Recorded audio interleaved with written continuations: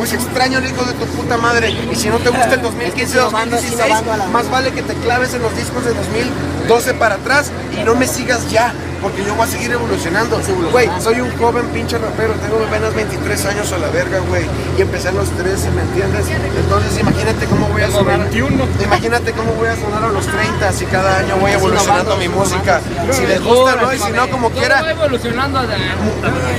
Ellos deberían sentir o aplicar gratitud y valorar el que yo hace tiempo decidí compartir mi música en la red gracias a esa herramienta. Yo podría ser egoísta y grabar mis canciones y escucharlas en mi carro, güey, y nadie se enteraría de mí, güey, pero mira cuánta gente le he cambiado su manera de pensar, les he implementado ideas. ¿Sí me entiendes? O sea, a huevo. Es el objetivo de todo.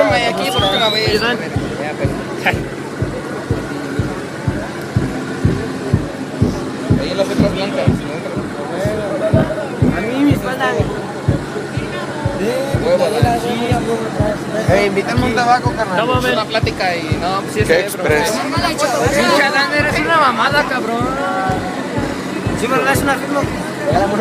Yo le pongo. Es el último momento, lo rolamos todo, ¿no? Manuscrito chola. Cámara, entonces. Manuscrito chola. Cámara, carnal. Chula. Nada más que yo las